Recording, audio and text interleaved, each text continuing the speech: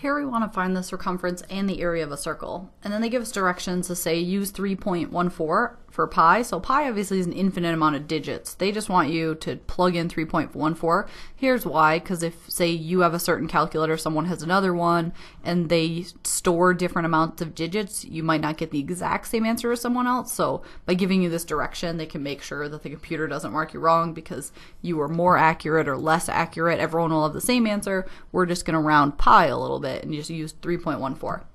All right, so then we want to think our little formulas for area and circumference. So area of a circle is pi r squared, and circumference of a circle is 2 times pi times r. One of the nice things about circles is they don't have a lot of measurements, just how far, just pretty much the radius. How far is it across? Now, no, be careful in this one, they're telling you this entire line, right? If it was only half of it. So the radius isn't 5. If it's 5 all the way across the circle, the radius, which would be part way across the circle, is 2.5 centimeters, so half as much. And so be careful, we're not using 5 for these formulas, we need the radius.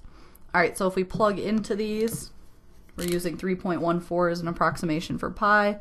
So this is 3.14 times 2.5 squared. Remember, you have to square first and then multiply by that.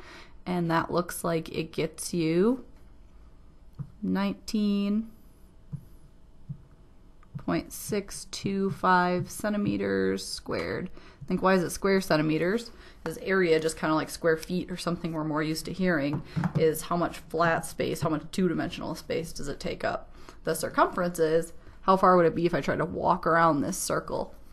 All right, so for circumference, this is 2 times 3.14 we're using as an approximation for pi times 2.5. And so it looks like the circumference is 15.7 centimeters. So there's area